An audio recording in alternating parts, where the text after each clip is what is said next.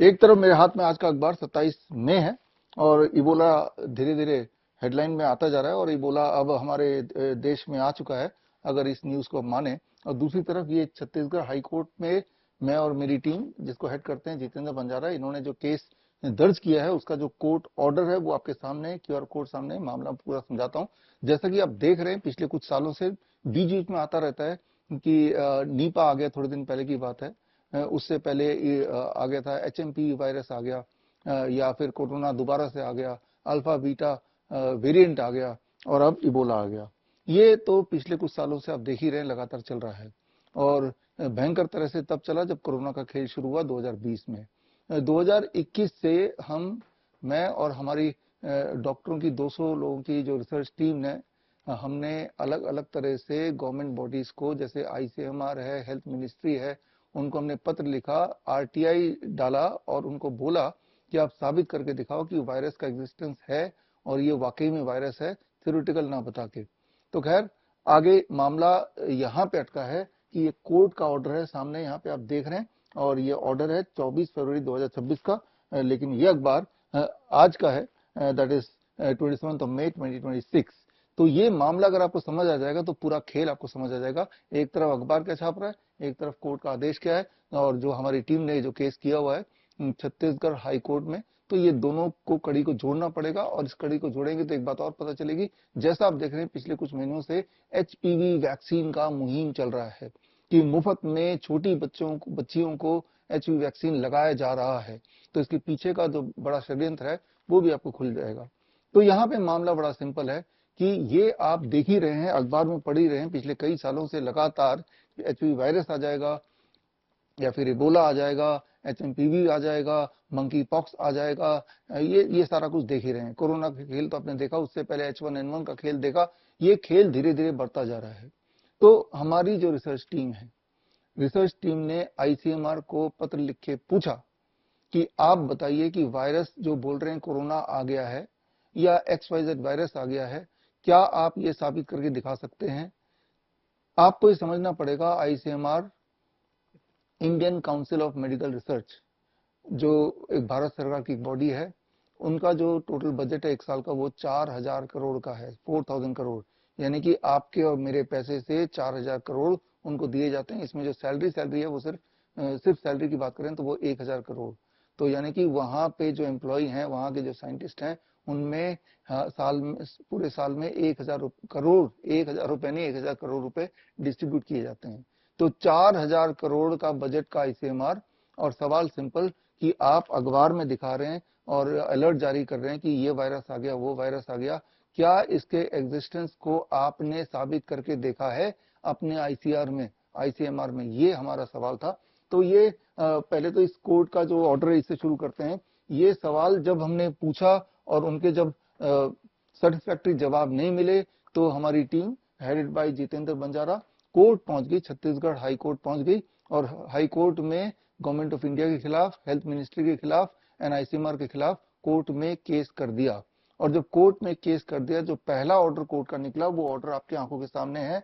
और इस ऑर्डर में कोर्ट ने गवर्नमेंट ऑफ इंडिया को, आईसीएमआर को 4 हफ्ते का टाइम दिया कि 4 हफ्ते में आप अपना जवाब दाखिल करो। जवाब क्या कि वो साबित करके दिखाएं कि भाई वायरस का एग्जिस्टेंस है, और उन्होंने ये साबित किया है। आफ्टर ऑल 4000 करोड़ रुपए हर साल गवर्नमेंट खर्च करती है, ये बात आपको ध्यान रखना पड़ेगा। अब इस दौरान क्या हुआ, जब से ये केस शुरू हुआ, ये बात है 2022 जून की।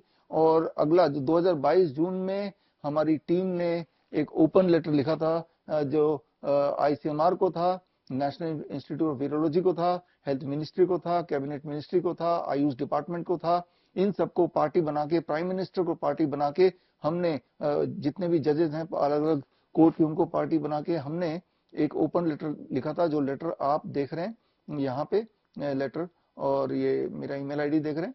और इस लेटर में हमने ये सारी बातें रखी हैं कि जो ये बोला जा रहा है अखबार में, जो बार बार दिखाया जा रहा है कि कोरोना आ गया, उसका अल्फा वेरिएंट आ गया, उसका बीटा वेरिएंट आ गया, ये बड़ा खतरनाक है, लोग मर रहे हैं, तो ये कोरोना से मर रहे हैं, जैसा कि अभी बता रहे हैं कि इबोला से मरने वाले हैं या कहीं मर गए हैं। तो क्या ये साबित करके दिखा सकते हैं कि ऐसा सच है या सिर्फ अखबार तक ही सीमित है? ये सवाल हमने पूछा, ये ओपन लेटर हमने भेजा। ये 2022 की बात बता रहा हूं। और साथ में साइन करके, अगर आप पढ़ पा रहे हैं तो ये 200 डॉक्टर्स एंड साइंटिस्ट के सिग्नेचर, ये हो गया मेरा नाम, और उसके बाद और सारे जो डॉक्टर्स एंड साइंटिस्ट, उन सबके डेजिग्नेशन, वो कौन से शहर से आते हैं, उन सबकी ईमेल आईडी, ये 200 साइंटिस्ट, रिसर्चर एंड डॉक्टर्स का ये लिस्ट है जिनके माध्यम से ये सवाल हमने जारी किया। 2022 की बात बता रहा हूं। और उसके बाद काफी परस्यू करने के बाद आईसीएमआर का जवाब आया। जो जवाब आया वो एक धमकी भरा जवाब आप देखेंगे, और उनका जवाब का एक लाइन में पढ़ के सुना देता हूं। We expect after this you will refrain from filing such a frivolous application time and again. तो ये लेटर अगर आपको पढ़ना है या पूरा आपको पूरी जर्नी कोर्ट की स्टोरी पढ़नी है तो स्क्रीन पे दिए हुए लिंक में जाके आप सारे दस्तावेज पढ़ सकते हैं, अपने आंखों से देख सकते हैं। ये आईसीएमआर का जवाब था कि हमने तो जवाब दे दिया है, फिर भी आप क्यों दोबारा सवाल पूछ रहे हो। जो जवाब उन्होंने दिया वो जवाब मैं आपको दिखा देता हूं। जो सवाल हमने पूछे थे वो तो ये हैं, बड़े लंबे चौड़े सवाल है हमारे, लेकिन उसका ब्रीफ अगर बोलूं तो एक लाइन में वो सवाल यही है कि आप बोल रहे हैं कोरोना आ गया, तो साबित करके तो दिखाओ। कैसे आपको पता चल गया? अचानक सपने में तो नहीं पता चला होगा। कैसे पता चला कि आज कोरोना आ गया? राइट, जब कोई कुत्ता आता तो आपको कैसे पता चलता? आपको दिखता ये रहा कुत्ता और ये आ गया, ये रहा चूहा, ये आ गया। आप बता रहे कोरोना आ गया, तो वो तो माइक्रो ऑर्गेनिज्म है, आंखों से तो दिखेगा नहीं, उसे सूंघ नहीं सकते, उसे सुन नहीं सकते। तो आपने कौन सा मेथड अपनाया जिससे आपको पता चल गया कि कोरोना आ गया? क्योंकि आप ही बोल रहे हो, तो आप सबूत दे दो हमें।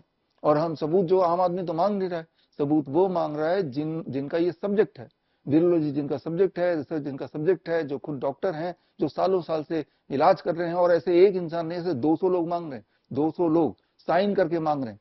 राइट, तो उन्होंने जो जवाब दिया वो जवाब ये रहा, आपको देख रहे हैं।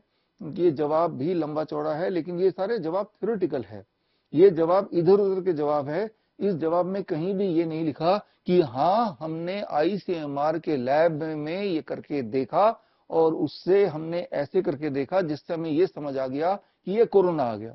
ऐसा कुछ भी जवाब में नहीं है। ये जवाब अगर आपको डिटेल में पढ़ना है तो स्क्रीन पे दिए हुए लिंक में जाके आईसीएमआर का जवाब आप पढ़ सकते हैं, अभी पढ़ सकते हैं। ये जवाब पढ़ेंगे तो या तो आपको बड़ा गुस्सा आएगा या बड़ी हंसी आएगी, अगर थोड़ी भी बात की गहराई समझेंगे।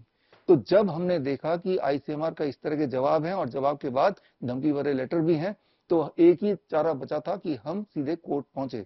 तो छत्तीसगढ़ हाई कोर्ट पहुंचे, और छत्तीसगढ़ हाई कोर्ट पहुंचने के बाद जब एक तरफ हमारी team headed by Jitendra Banjara, जिन्होंने डायरेक्ट अपनी वकालत खुद की, और दूसरी तरफ आईसीएमआर गवर्नमेंट ऑफ इंडिया की तरफ से उनके वकील, और दोनों के बीच की जो बहस आप देखेंगे, स्क्रीन पे दिए हुए लिंक में जाके वो बहस आप खुद देख सकते हैं, तो आप पाएंगे कि वो बिल्कुल चुप थे, उनके पास कोई जवाब नहीं था। और उन्होंने जवाब के लिए 4 हफ्ते का टाइम मांगा। बात है 24 फरवरी की, और 24 फरवरी से 4 हफ्ते कई बार आ चुके हैं। उनका जवाब अभी तक तो नहीं आया, लेकिन अभी उनके हिसाब से एक और वायरस आ गया। तो यहाँ पे कोर्ट में अभी वो पेंडिंग है, और ये कुल मिला के कंक्लूजन ये है हमारे और हमारे 200 डॉक्टर्स और रिसर्चर की टीम का, कि ये जो वायरस का एग्जिस्टेंस वो बार बार खेल लेके आ रहे हैं, ये सिर्फ किसी के कहने पे फार्मा इंडस्ट्री है या डब्ल्यूएचओ है, उसके इशारे पे कठपुतली की तरह न्यूज बनाते हैं, और न्यूज अखबार में आता है, बार बार दिखाया जाता है। आपका दिमाग मान लेता है कि आईसीएमआर बोल रहा है, हेल्थ मिनिस्ट्री बोल रही है, तो वाकई में ये सच है।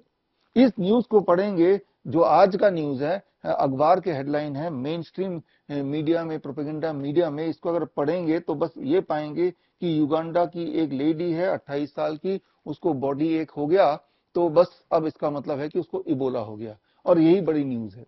यानी कि आज की तारीख में अगर आपको बॉडी एक हो गया तो क्या, तो उसका नाम इबोला है। जैसे कि आज से 3-4 साल पहले खांसी जुकाम बुखार का नाम कोरोना था।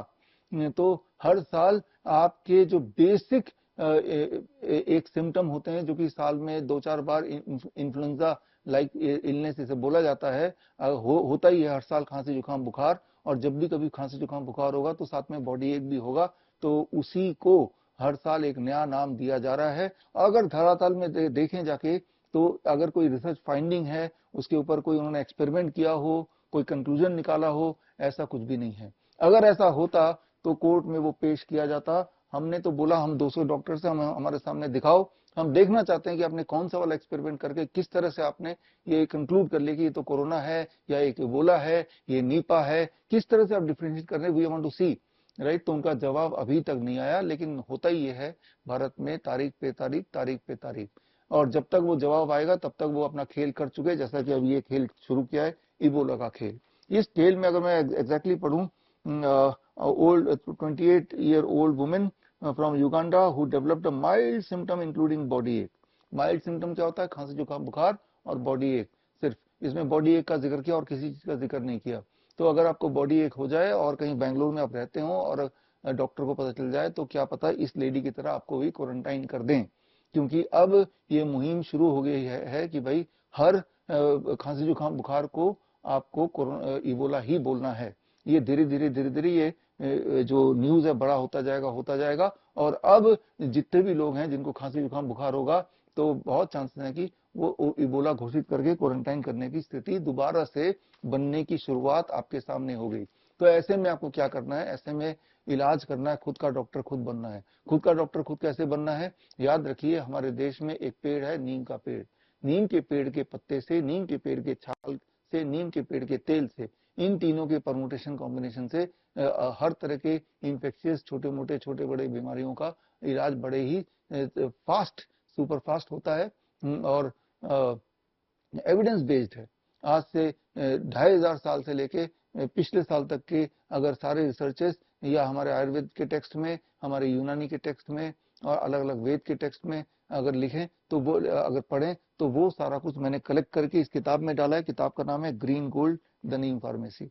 तो आपको पता चल जाएगा कि कितने डोज में कौन सा नीम का पत्ता और पाउडर कितनी बार लेना है, जिससे इस तरह की छोटी छोटी जो बीमारियां हैं, जिसको ये बड़ा बड़ा नाम दे रहे हैं, वो एकदम से घर बैठे ही बड़ी तेजी से 1 से 3 दिन में ठीक हो सकता है, सारे साइंटिफिक एविडेंस के साथ। ये किट, आप ये किताब पढ़ेंगे तो इसमें सारा एविडेंस मिल जाएगा। इस किताब के साथ पूरा किट आता है, नीम के पत्ते का पाउडर, नीम के छाल का पाउडर, नीम का तेल का तेल, और कितने डोज में लेना है, कैसे लेना है, वो सारी बुक में लिखी है। हालांकि छोटी सी बात है जो आप वैसे भी याद कर लीजिए, अगर आप बुक नहीं खरीदना चाहते, नीम के पत्ते आपको मिल ही जाएंगे, उनसे पाउडर घर पे खुद ही बना सकते हैं, या नीम के पत्ते का पाउडर कहीं भी मिल जाता है। जरूरी नहीं कि आपको हमसे ही लेना और यही वाला लेना तभी काम करेगा, ऐसा कुछ नहीं है। सिर्फ इतना याद रखना है कि हर 10 केजी बॉडी वेट पे 1 gram of Neem leaf powder. मान लो मेरा बॉडी वेट 70 केजी का, यानी कि 7 ग्राम, यानी कि 1 चम्मच से थोड़ा ज्यादा नीम लीफ पाउडर मुझे आधे कप गर्म पानी में घोल के पी लेना दिन में 3 बार। अगर यही वाली परिस्थिति, फ्लू वाली परिस्थिति मुझे होती है, तो हमने देखा है और एविडेंस ये कहता है कि 3 दिन लगते हैं पूरी तरह से स्वस्थ होने में, ठीक होने में। लेकिन अगर आप इंटरेस्टेड हैं नीम के बारे में डिटेल में स्टडी करने में, यानी कि नीम प्रैक्टिशनर बनने में, तो आप मेरा कोर्स ज्वाइन कर सकते हैं, that is certification in Neem therapy practitioner, certified Neem therapy practitioner course. ये अगला बैच जून महीने में शुरू हो रहा है। तो ये 1 महीने का ऑनलाइन प्रोग्राम है, 4 क्लासेस होती है 2-2 घंटे की, और इसमें आप देखेंगे कि अगर आपके घर के आसपास नीम का पेड़ है, तो लगभग आपके पास हर तरह की दवाई बनाने की ताकत आ गई है। और जो बात रही कि भाई निमोनिया हो गया तो उसका मतलब इबोला है, आज से 1 साल पहले निमोनिया जब बच्चों को हो रहा था उसका नाम HMPV रख दिया गया था। उससे 1 साल पहले जब बच्चों को निमोनिया हो रहा था, 2023 की बात करें तो, तब उसका मंकी पॉक्स नाम रख दिया गया था। और उससे पहले अलग अलग वेरिएंट ऑफ कोरोना बोल के निमोनिया को, खांसी जुकाम बुखार को रख दिया गया था। तो ऐसे में आपके लिए जरूरी है खुद का डॉक्टर खुद बनना, ताकि जो भी डॉक्टर्स आपको बता के मूर्ख बना रहे हैं बिना किसी सबूत के, तो आपके हेल्थ की रिस्पॉन्सिबिलिटी आपको खुद ही लेनी होगी। आपको थोड़ा बहुत बॉडी का एनाटॉमी समझना पड़ेगा, आपका लंग्स कैसे काम करता है, हार्ट कैसे काम करता है, उसकी पोजीशनिंग क्या है, उसके आपस की कोऑर्डिनेशन क्या है, ये सारा कुछ समझना पड़ेगा, सीखना पड़ेगा। और सीखने के लिए आप ज्वाइन कर सकते हैं मेरा 1 मंथ ऑनलाइन कोर्स, जो कि 1 जून से शुरू हो रहा है, 1 जून से। कोर्स का नाम है clinical limitation and sensitivity of stethoscope. यहां मैं बात कर रहा हूं स्टेथोस्कोप की, एक सिंपल ट्यूब, प्लास्टिक का ट्यूब, जिसके माध्यम से किसी के हार्ट, लंग्स एंड एब्डोमेन का साउंड आपके कान तक पहुंचता है। लेकिन आपने देखा होगा पिछले कुछ सालों में, पिछले 40 से 50 सालों में, ये एक आइकन बन गया है मेडिकल कम्युनिटी में, एलोपैथी के डॉक्टर्स के बीच में। एलोपैथी के डॉक्टर बहुत प्राउडली इसको ऐसे लटका के कहीं भी मिल जाते हैं, हॉस्पिटल के अलावा भी टीवी इंटरव्यू में, इंस्टाग्राम के रील्स वगैरह बनाने में ये मिल ही जाते हैं। तो मानो ऐसे कि कोई जादू की छड़ी उनको मिल गई हो, जबकि ये सिर्फ आपके बॉडी के अंदर का जो हलचल है उस साउंड को आपके कान तक पहुंचाता है। लेकिन वो जो हलचल है, उस हलचल से क्या हम कोई निष्कर्ष पे आ सकते हैं, उस हलचल का मायने क्या है, ये अपने आप में एक इंटरेस्टिंग साइंस है। और ये साइंस आप मेरे नया जो कोर्स है that is called clinical limitations and sensitivity of stethoscope यानी कि CLASS क्लास, ये 1 महीने का ऑनलाइन ट्रेनिंग प्रोग्राम है। और इसमें आप देखेंगे पहले मॉड्यूल में आप सीखेंगे history, physics and biology of auscultation, और दूसरे मॉड्यूल में ये हार्ट, लंग्स, एब्डोमेन और नियर बाय ऑर्गन के बीच का जो ताना बाना है जो समझना जरूरी है, ताकि आपको एग्जैक्टली ये पता चले कि जब आपको निमोनिया होता है तो लंग्स में क्या होता है, तब हार्ट में क्या बदलाव आता है, आपके एब्डोमेन कैसे इंपैक्ट करती है। जब ये सारा कुछ आपको समझ आ जाएगा तो आप घबराएंगे नहीं, और जब आप डरेंगे नहीं तो कोई आपको बेवकूफ नहीं बना सकता। याद रखिए, आप बेवकूफ तभी बनते हैं जब आप डर जाते हैं, और डरते कब हैं, जब आपको नॉलेज नहीं होती है, और तब आप किसी और पे निर्भर होते हैं, और तभी होता है ये कोरोना का खेल। फिलहाल तो है ये इबोला का खेल, अभी जस्ट शुरू ही हुआ है। तो कहीं वो दिन ना आ जाए जब खेल आपके कंट्रोल से बाहर हो जाए और आप कहीं क्वारंटाइन में पड़ जाएं और आपके पास कोई चारा ना हो, वहां पे जेल की तरह बंद हो जाएं। तो उसके लिए आपको अपने आप को एजुकेट करना है। तो ये जो हार्ट, लंग्स, एब्डोमेन, जब भी कभी आपको खांसी जुकाम बुखार होता है या फॉर दैट मैटर कोई बीमारी होती है तो किस तरह से उन पे इम्पैक्ट पड़ता है, ये बहुत छोटा सा साइंस है जो हम सेकेंड मॉड्यूल में सीखेंगे। थर्ड मॉड्यूल में हम सीखेंगे auscultation of heart, lungs and abdomen, यानी कि अलग अलग तरह के साउंड्स को कैसे इंटरप्रेट किया जाता है कन्वेंशनली, और उसके और इन रियलिटी वो क्या क्या और भी हो सकता है, मिस इंटरप्रेशन कैसे हो सकती है। और जो फोर्थ मॉड्यूल है उसमें आप सीखेंगे clinical limitations and sensitivity of stethoscope. आपको जानकर हैरानी होगी कि कई बार या फिर अक्सर ही स्टेथोस्कोप से जो फाइंडिंग डॉक्टर करते हैं, चाहे वो कितना भी एक्सपीरियंस क्यों ना हो, उसकी एक्यूरेसी कॉइन टॉस से भी कम होती है। कॉइन टॉस से, कॉइन टॉस मतलब सिर्फ कॉइन टॉस के रैंडमली आप कुछ भी बोल दिया और उसके सच होने के चांसेस इन कंपैरिजन टू आपने स्टेथोस्कोप से ऑस्कल्टेट किया और फिर जो भी आपको समझ में आया वो बताया। तो ये बहुत ही इंपॉर्टेंट साइंस है, क्योंकि जब भी आपकी भेंट किसी डॉक्टर से होती है, जब भी आप इलाज के लिए जाते हैं, सबसे पहले आपको स्टेथोस्कोप का ही सामना करना पड़ता है। और पेशेंट का भी एक जो दिमाग की स्थिति ऐसी होती है कि डॉक्टर ने मुझे स्टेथोस्कोप से देख लिया है, इसका मतलब उसको वो जान गया कि मेरे अंदर क्या चल रहा है, जबकि ये सच नहीं भी हो सकता है। आपको समझना होगा कि आपकी हार्ट की पोजिशनिंग, लंग्स की पोजिशनिंग, एब्डोमेन की पोजिशनिंग एक तो जहाँ पे होनी चाहिए, और जब हम बीमार पड़ते हैं तो वहां से वो खिसक भी सकती है। जैसे हार्ट 1 से 3 सेंटीमीटर इधर उधर खिसक सकता है, आपका एब्डोमेन 1 से 10 सेंटीमीटर नीचे तक जा सकता है, सिमिलरली आपका लंग्स भी 1 से 2 सेंटीमीटर इधर उधर खिसक सकता है। ऐसे में जो उसका ओरिजिनल पोजीशन है, जहाँ पे एक डॉक्टर सोच रहा है कि यहाँ पे अलग अलग तरह के वॉल्व्स हैं और उसकी आवाज है, हो सकता है हार्ट खिसक ही गया हो और वो आवाज जो आ रहा है वो किसी और चीज की आवाज आ रही हो। तो ये एक बहुत ही इंपॉर्टेंट एस्पेक्ट है ऑस्कल्टेशन का। ये इस मिस्ट्री को समझना आपके लिए जरूरी है, because it is your life and death. तो आप में से जो लोग ये ऑस्कल्टेशन वाला प्रोग्राम यानी कि class clinical limitations and sensitivity of stethoscope, ये ऑनलाइन कोर्स ज्वाइन करना चाहते हैं, तो स्क्रीन पे दी हुई लिंक bishrup.com/क्लास में जाके अपने आप को रजिस्टर कर सकते हैं। इस कोर्स में आपको कोर्स मटेरियल के तौर पे एक किताब मिलेगी। किताब का नाम है stethoscope is it more accurate then a coin toss. तो यहाँ पे मैं 2 कोर्स का जिक्र मैंने किया, एक तो ये स्टेथोस्कोप वाला कोर्स और दूसरा नीम थेरेपी वाला कोर्स। नीम थेरेपी वाले कोर्स का पर्पस है अगर बीमार पड़ी गए तो इलाज कैसे करें, और स्टेथोस्कोप वाले कोर्स का पर्पस है अगर आप बीमार पड़े तो आप अपनी जांच कैसे करें और जांच के फाइंडिंग्स में कितना भरोसा करें। तो खैर, हम मिलेंगे in the class on 1 June. All the best, thank you, जय हिंद।